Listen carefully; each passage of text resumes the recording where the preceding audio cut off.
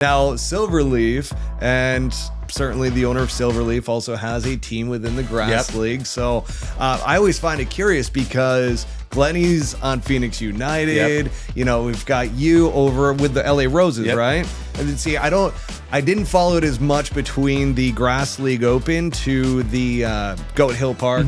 And all of a sudden I'm like, hang on, were there trades? Were there things that went on that I don't know about? Yeah. So I mean the Grass League is the most unique like golf competition sphere that I've ever been in, and they're doing such an incredible job. And you know, like I said, with like getting guys like Ben at Silverleaf involved, the Phoenix United people have a massive presence. Dave Roberts with my team, Wyndham Clark. I mean, there's just so much. There's so many eyes on that all the people associated with it are bringing to it, and you know, by and large, it's growing the game like nothing else that I've seen. Also, if you start to get home field advantages based on, hey, this team is playing out of this golf course, you know, you got this team playing out of that one, because we were talking about it too. Then Glenny, for instance, knows that golf course so dang well because where the Grass League takes place is at Grass Clippings, usually for the main event. With that, he runs a skins game every Wednesday night. And he's dialed. Absolutely he's so dialed. It's unbelievable. Well, and it's different, right? I mean, yes, it's the team aspect, but it's par 3 golf. And on top of that, what's funny is before the Grass League even came out on this podcast, I was talking about different ways that the game of golf can grow and expand because I didn't love necessarily what Live Golf, like their structure and setup. Had nothing to do with the money. Like, I don't care where you get money from in order to create a business and so forth. Like, I feel like that should be separated. But that being said, didn't love the, like, I love the idea of a team golf. Like, agreed. Love that part of it. And I was like, man, it'd be really cool if they built stadiums around par 3 golf courses. And sure enough, it's kind of leading in that direction, which is really cool.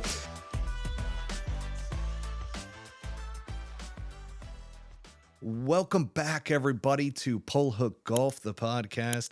I'm your host, Matt Cook, and on today's episode, we've got an amazing guest for all of you. Today, I am joined by Grass League sensation, standout. I mean, you were one of the guys to where when I was out there walking around, I saw you were playing well, and I'm like, oh, shit. I'm like, dude, how did this all come about? So we're going to get into a lot of that, but he's also the face. And when I say the face, I mean the face of the Devereux Golf collection that just dropped, which is the High Country collection.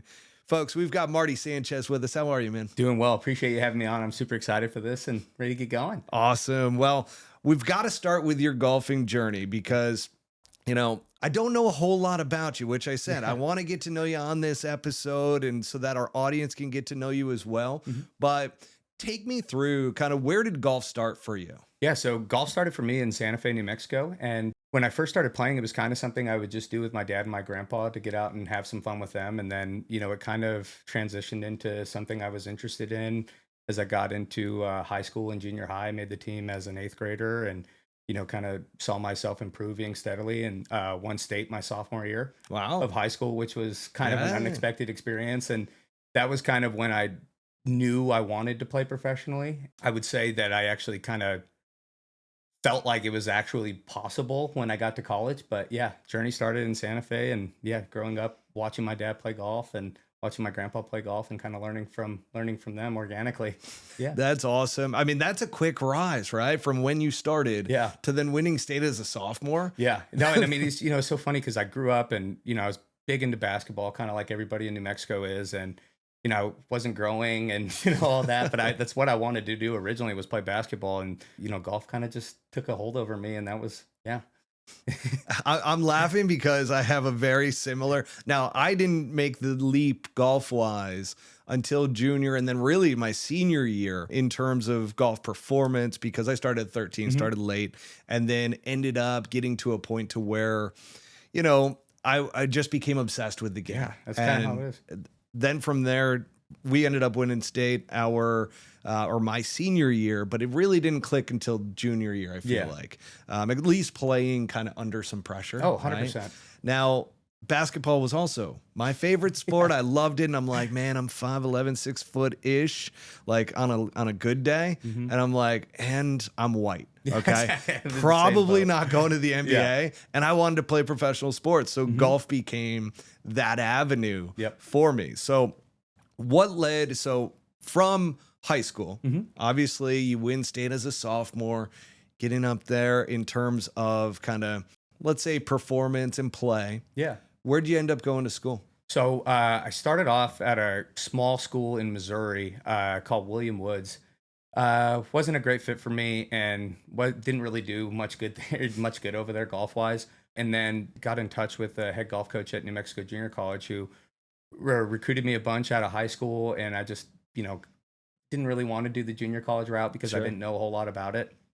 So once I left William Woods in Missouri and transferred over to New Mexico Junior College, I was just in such a much better headspace. It was a little bit closer to home, which, that shouldn't really be that big of a deal, but for me it was. And the golf coach there, his name was James Ross Black. I mean, he really, really helped me out, mature mentally, taught me how to practice, and then just overall just kind of made my whole golf experience fun as I improved. And, for me, I think finding fun in practice is kind of how you're going to get better. And since I was able to do that, it made going through the lulls that much easier, just because I had something to fall back on and know that it's all just part of the process. And yeah, I would say really just college is kind of when everything started, or that sophomore year of college is when everything started matriculating into like, yeah, I think I can do this full time, and I think I can be successful at it. You said something really, really important there, which is the process, right? And that's something you don't learn right away. No. It's like this growth, and then all of a sudden you have your first turmoil Yeah. in golf. And really, I always think of golf as a mirror of life.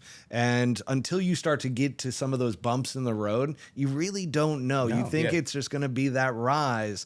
And it sounds like from that point, once you started to figure out, okay, this is part of the process, this is what I need to kind of learn and experience in order to grow even further. Where'd you go after college? So after New Mexico Junior College, I actually went to West Texas A&M and finished up over there.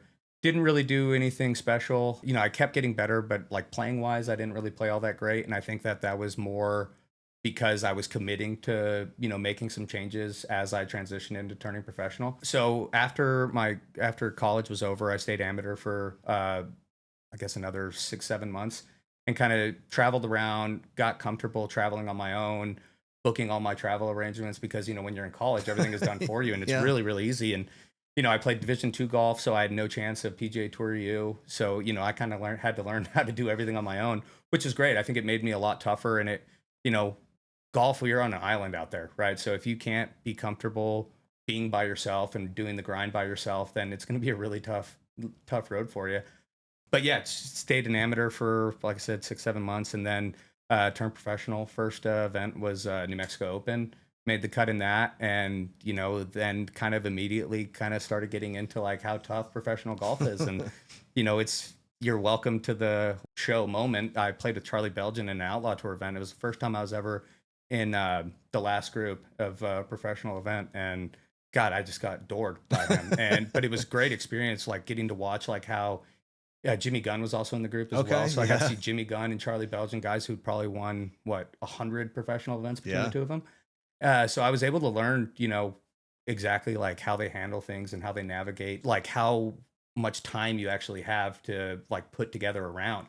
Because like when you're early, you're used to playing junior events that are a day, amateur events that are 2 days. It's you just kind of learn how to, by watching these people, like how it's done, if that makes sense. It really does. Yeah, I it's- mean, that's one of the best ways to learn, right? Agreed. Is by playing with better players, Getting your ass kicked. especially under pressure. Mhm. I mean, talk to us a little bit, because I've talked a lot about the mindset of a golfer, right? And it's a different ballgame. A lot of people are like, tournament golf is completely different Yeah. than going out and playing golf with your buddies, because there's a lot of sofa pundits out there who sit on their couch, watch professional golf, and they've got a lot of opinions about Absolutely. it, right? Absolutely. So talk to us about, how did you deal with the pressure once you got into that position, and what did you learn from that first time? So, I feel like in general with golf, I was kind of a late bloomer. Like I had some success in New Mexico, with my age demographic, but once I got to college and started getting my ass kicked, I really, had motivation to improve. So, I'd say like some of the stuff that worked for me was just like, I don't want to ever say like being okay with losing, but just knowing how much more time you have after this event. I mean, it's not over, right? You Mm. have so many more events down the line, and you can look at them one or two ways. You can look at it like, damn, I suck. I'm getting my ass kicked every week. Or you're like, man, I'm getting my ass kicked every week. I need to do something different to be better. And I think that that's something I was really good at, was finding like the positives through or like through the defeats, and just kind of recalibrating myself as each event went on. And then competition is like my favorite part about golf, so like the practicing and all that, it's all part of the grind leading up to exactly what I'm most excited for. So I think for me, handling the pressure is just like, dude, you're here, like you're so fortunate to be in this situation, you're so good at golf, like let's enjoy like some of what you have going on. And before I won my first professional event, Las Vegas Open, week before, I missed qualifying for Arizona Open. Shot 74 at Moon Valley. Had just been caddying all year at Whisper Rock at the time, and you know, was not happy with how I played over there. And then literally roll into Las Vegas Open 4 days afterwards, and I'm like, you know what? You were just caddying for the last 6 months, pretty much every day. You haven't competed. Let's just enjoy coming out here and doing what you love and compete. And then something clicked, and then that just like ever since then, I've just feel like I've been a really good competitor ever since I felt like golf wasn't as big a part of my life as I wanted it to be through the caddying. Sure. So And you still caddy now, right? Yeah. You were telling me right before we Yeah. came on that over at Silverleaf, Yep. which it's not a bad gig. not at all. I used to caddy over there in college. Yep. And certainly we know Mike Glenny, Yep, man. mutual friend. And sure enough, he caddies over there. So Yep. you guys got a good little caddy shack, so to speak. Oh gosh. I mean, honestly, I would put our caddy shack at Silverleaf up against any caddy shack in the country. Not only in terms of like playing ability, we have a lot of sticks out there. And we're just also great. Like, I feel like everybody there is great people. And we're lucky enough to be around an amazing membership as much as we are, and get to hang out with some really cool people with some really cool stories that, live some incredible lives. So it's fun to have kind of a peephole into that world as well. And it's humbling. It's very humbling, and makes you want to work harder. I love that. But Yeah. it keeps you around the game, right? Absolutely. Keeps you constantly thinking about the little things, how the green breaks, different shots Stuff that I don't even players need think to about play. all the time too. When I'm like telling people or like helping people, I'm like, damn, I haven't thought about that in a minute. Like, just simple stuff like that. But you're 100% right. Like, even though I'm working a bunch, I'm still around golf and like practicing my green reading, and practicing like how I rake a bunker, just random stuff like that. It's important. It is folks. important. Always rake towards the target. That is correct. That's hilarious you say that, because one of the co-hosts that I had for a while was Bobby Brown, who used to caddy for Dustin Johnson during all the turmoil and everything. Yeah. So he had some stories. But one of his big things was, even for PGA Tour caddies, was like, rake the bunker correctly. Yeah, just fix your ball marks and rake the bunkers the right way. Yeah. Exactly. So you said that, and all of a sudden I'm hearing his voice in my ear. I'm like, oh yeah, that makes a ton of sense. Yeah. People don't know how to rake bunkers properly. So It is no, and it's funny too, because there's sometimes where the membership is so amazing out there, and then they, they're trying to help me because they see I'm working really hard, and they'll rake the bunkers, and well, not irritate me. Irritates the wrong word, but I'm like, oh no, guys, I got it. Don't worry. Mainly just because my OCD. Yeah, I was about to say, pure OCD, just like, oh, I gotta go fix that. Golf OCD that's really the only OCD I have is golf related. That is awesome. Now, Silverleaf, and certainly the owner of Silverleaf, also has a team within the Grass League. So I always find it curious, because Glenny's on Phoenix United. We've got you over with the LA Roses, right? See, I didn't follow it as much between the Grass League Open to the Goat Hill Park. And all of a sudden I'm like, hang on, were there trades? Were there things that went on that I don't know about? Yeah. So the Grass League is the most unique like golf competition sphere that I've ever been in, and they're doing such an incredible job. And like I said, with like getting guys like Ben at Silverleaf involved, the Phoenix United people have a massive presence. Dave Roberts with my team, Wyndham Clark. I mean, there's just so much. There's so many eyes on that all the people associated with it are bringing to it, and by and large, it's growing the game like nothing else that I've seen. Well, and it's different, right? I mean, yes, it's the team aspect, but it's par three golf. And on top of that, what's funny is before the Grass League even came out on this podcast, I was talking about different ways that the game of golf can grow and expand because I didn't love necessarily what live golf, like their structure and setup had nothing to do with the money. Like, I don't care where you get money from in order to create a business and so forth. Like, I feel like that should be separated. But that being said, didn't love I love the idea of a team golf. Like, agreed. love that part of it. And I was like, man, it'd be really cool if they built stadiums around par three golf courses. And sure enough, it's kind of leading in that direction, which is really cool. Also, if you start to get home field advantages based on, hey, this team is playing out of this golf course, you know, you got this team playing out of that one. Because we were talking about it too. Glennie, for instance, knows that golf course so dang well because where the Grass League takes place is at Grass Clippings, usually for the main events. And with that, he runs a skins game every Wednesday night. And he's dialed. Absolutely he's so dialed. It's unbelievable. So Glennie, before he was on United, he actually caddied for me and my partner in the first Grass League event I ever played in. That was the one in December. So the big one. And it was me, one of my best friends, college teammate of mine, Braxton Sides. And you know, I was trying to figure out who, you know, to have caddy for me. And I was like, I'm going to ask Glennie. And fortunately enough, Glennie was 100% in, and that guy is a savant. I think I told you earlier, that guy has forgotten more about that golf course than most people will ever know. That is 100% accurate. That guy's reading the green. That guy could read the greens out there without the lights. I mean, it's beyond impressive. And I got to say too, like, he got so dialed in. I played a golf round with him before his first Grass League event with Phoenix United. And he was so dialed to where he's like, oh, I got to hit a cut into this one because of that hump right there. Oh, I need to dead arm this one so that it doesn't spin back off of the green. Like, he's talking through all of these shots before he's hit. And, you know, in Grass League, we actually have to play with one ball. On Wednesdays, there's multiple people, Glennie included, that on like certain holes out there, they know the course so well that they change balls because of how receptive they are. So like the tournament number 12, the actual number 3. Three. That green, I mean, that green's stupid. It's diabolical, right? So second to last event in April that I played, I was paired with, or from the Lads was my partner, electric guy, and we get paired with Garrett Clark and Matt Kendrick, and we get to that hole, and, you know, we're not playing great, but we're hanging in there, but that's like a hole that makes or breaks you. And the good guys were kind of hanging in there with us. And, you know, we hit a great shot on that hole, and the good guys made 5. And they had to make a putt to make 5. So, you know, that when the course is tricked out, that green is extraordinarily soft compared to the rest of them. And the greens are quick. I mean, you can make a big number out there. You really on can. A 70-yard hole.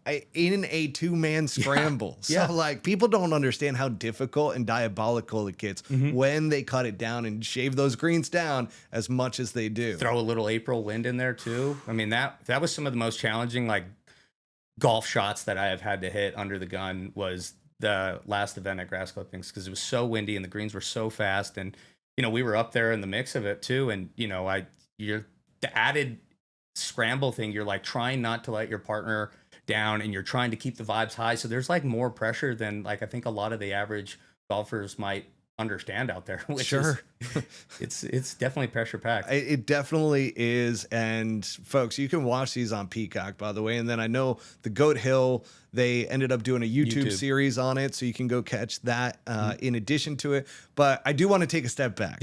Because I got too excited. We jumped right into the Grass League, and I'm just like, man, I just really getting into the entire conversation. But let's chat real quick about how you got into the Grass League. It's incredibly lucky.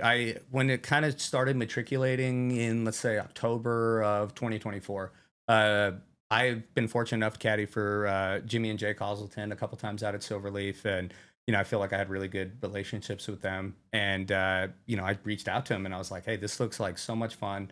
I would love to get involved. I'm not really playing in anything professionally right now just because, you know, finances, caddying bunch, and just other life stuff. And, you know, I thought this would be a great way for me to like stay competitive and still, you know, be involved in golf. And so real quick, they are the founders along with Todd Dobson, who TD. We'll TD. we won't out him on this episode, Yeah. but that may or may not be his real name. That's all I'm Yeah. gonna say.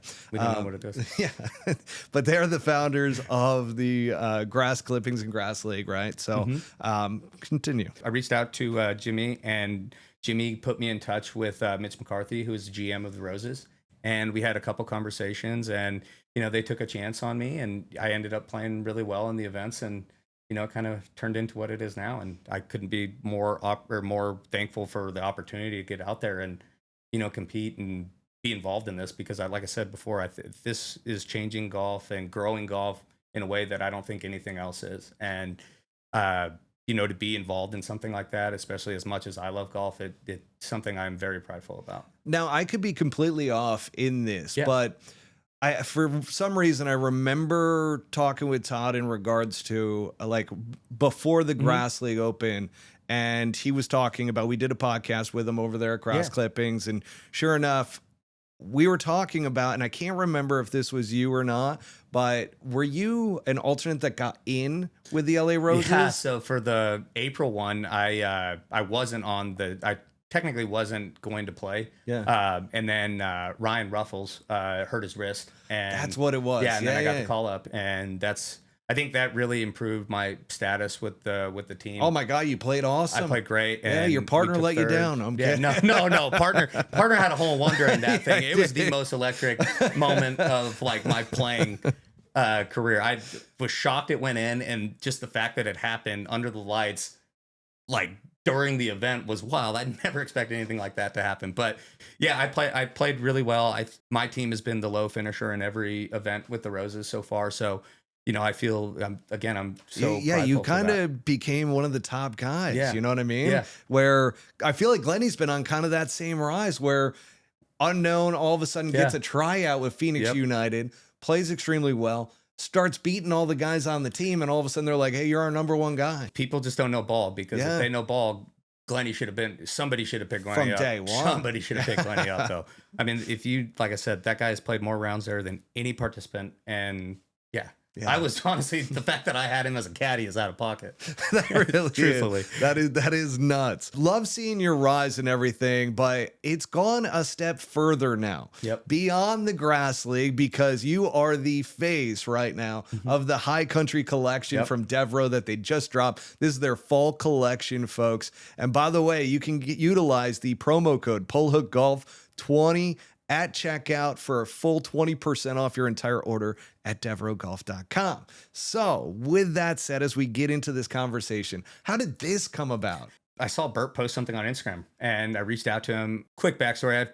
I've kind of jumped into a little bit of the modeling stuff with Mira originally, done some stuff with Asher, done some other stuff with other various golf companies. And then, like I said, I saw Bert post the thing on Instagram, reached out, and yeah. And which, by the way, I have seen you all over social media for years. And I'm just like, dude, who is this guy?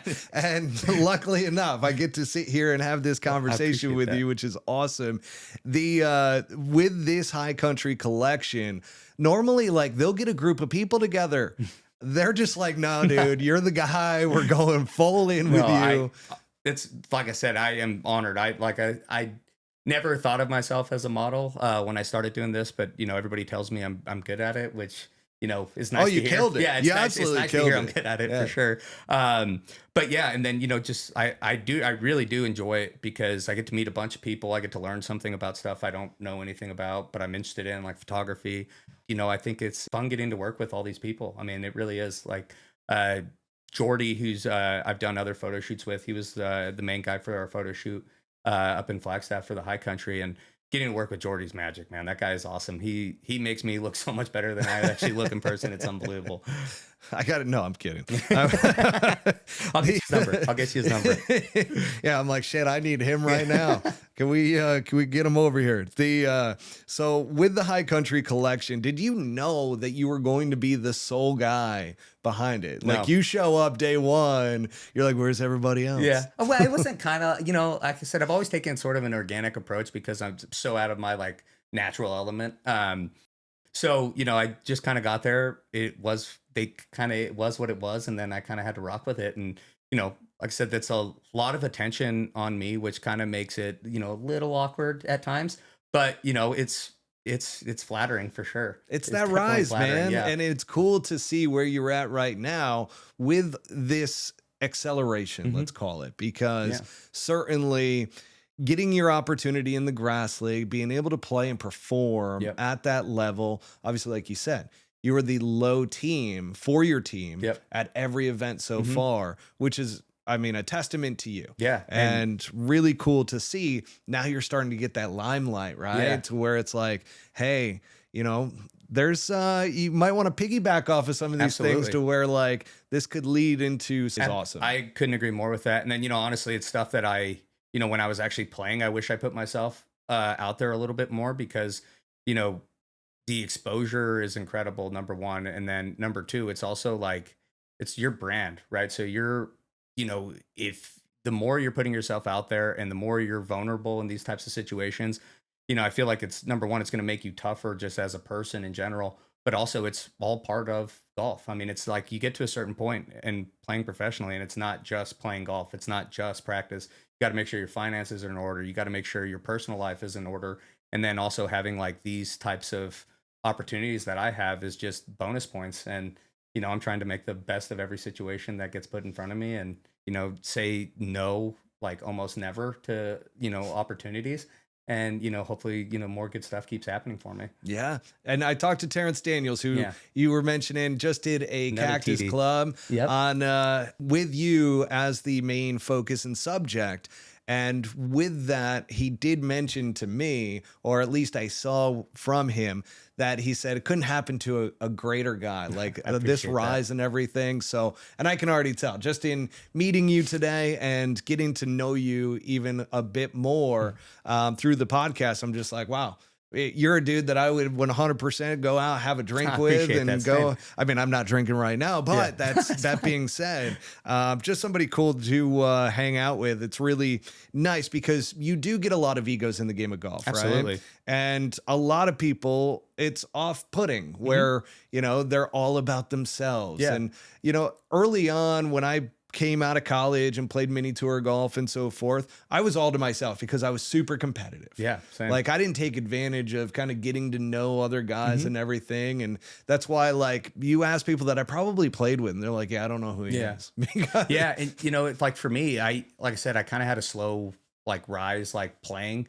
So, I would cling to, people I grew up with. Sam Saunders is he helped me get so much better just because of practicing with him and playing a bunch with him. He kicked my ass all the time. So, like, again, just trying to learn from everybody I'm around really, kind of, I feel like probably did some good stuff for like personality wise because I'm putting myself out there a little bit more and like asking questions to people I'm competing against, which, historically I had never done before just because I wanted to beat everybody so bad. But yeah, and, to the ego thing in golf, it is like, there is a lot of egos. And, with that being said, I do think like, you kind of have to have like a little bit of selfishness, but I've always loved being around people. So it's never been like, oh, I'm way more important than this guy. It's like, I want to help people play that I'm competing against too. If they come up and ask, for help, I would love to help. Yeah. And, it's fortunately enough, that's been reciprocated to me. So, the ego thing, I guess for me is just never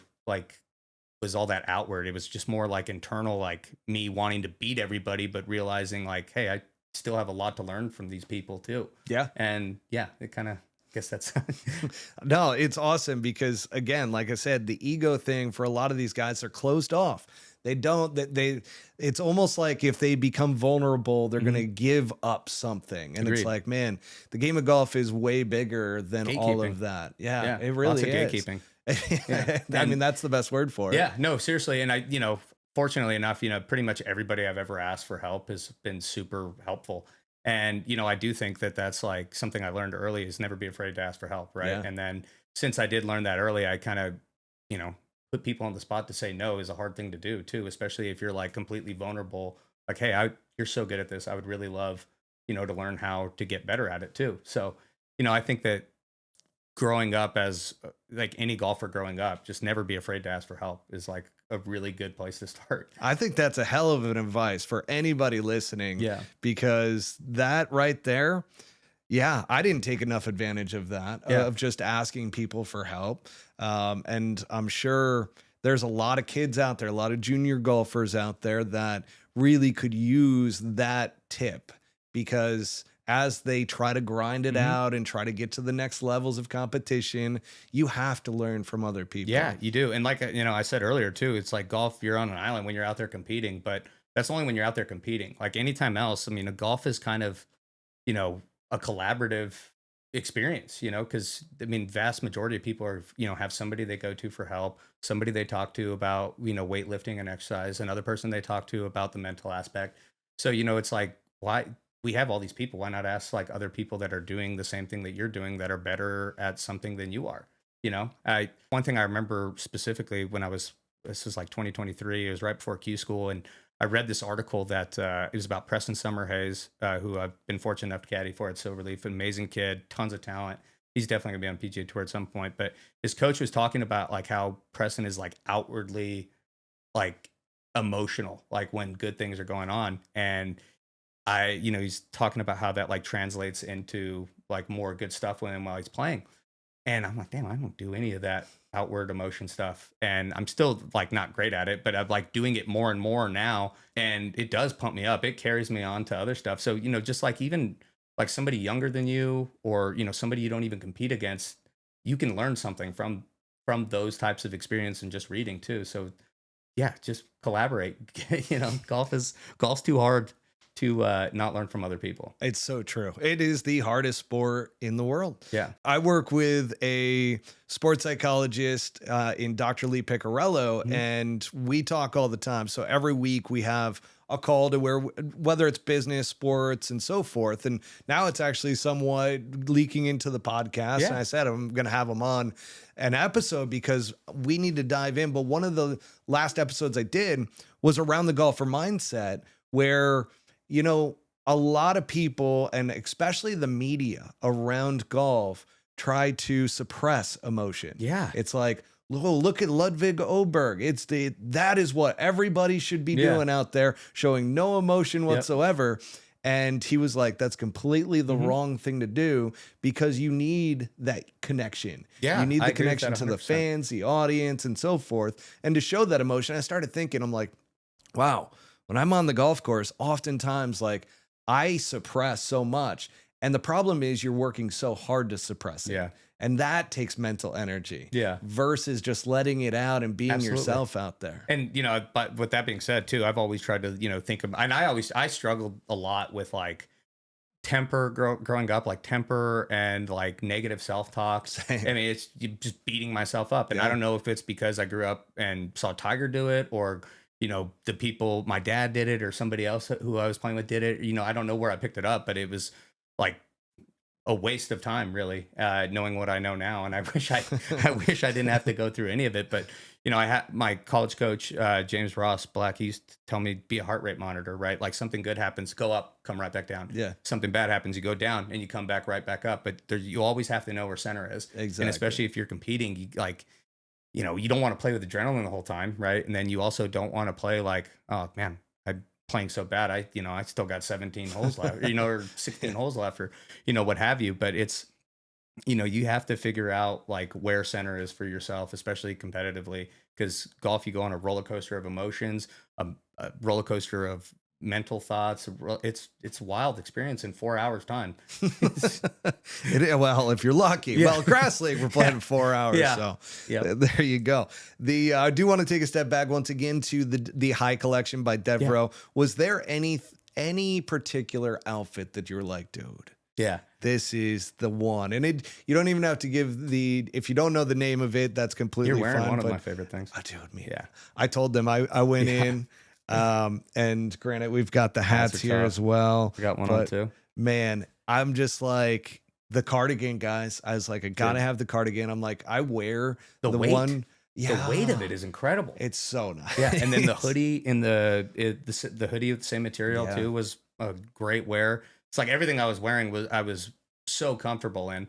Some of my favorite though from the shoot would definitely when I when I was holding the God, what is it? The old fashioned. Oh yeah. I don't know what all the pieces were called, but that whole look, white shirt underneath, cardigan on top, some loose fit pants. It just and also a lot of the stuff that I wore is stuff I wouldn't ordinarily wear too. Yeah. So it was like kind of nice for me to kind of like expand my horizons a little bit and kind of get involved and get more comfortable with some newer stuff, especially as golf fashions translate or transitioning into what it is. It is. And it's this crazy transition that's happening. Devereux Golf is one of them that's leading the Killing it. way with it, to where they don't want to make $700 jackets. That's my favorite thing about them too, Yeah, and that's why I it's think reasonable. Devereux is by and large they're growing the game for that reason too. Agreed. You know, like golf clothing is so expensive. I mean, from your Sunday Reds to your Peter Millars, and then here's Devereux with incredible stuff at a price point that kind of reflects like exclusive or not or the opposite of exclusivity Yeah. in golf.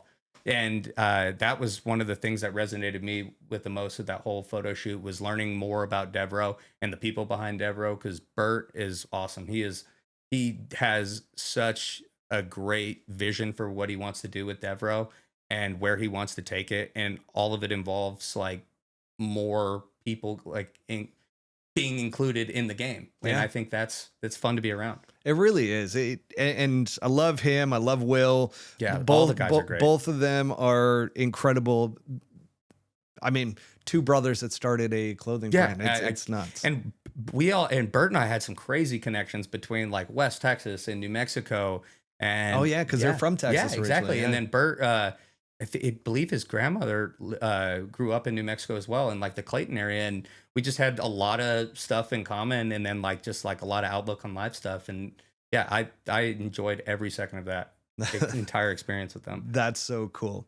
We're going to transition now to the signature moment Yep. of the podcast. This is something new that I'm starting where we're going to go over your pull hook moment, the pull hook moment, because in my entire golfing history, pull hook was the miss that I had. That Yeah. was my round destroyer. It showed up almost every professional golf round. I couldn't figure it out. I'm like, man, and it eventually led to me just stop playing professional golf. But I'm like, I cannot get out of the way that once per round, I'm going to hit this pull hook, and it's going to ruin that golf round, Yeah. especially at a professional level, because hitting a golf ball out of bounds, you're kind of screwing yourself. Yeah. And if you're going to do that every round, but it's that ability to come back from it. So what's your pull hook moment, whether it's golf or in life? Yeah, I mean, I'd say like golf wise, I've hit some pull hooks in my life, and the most notable pull hook I was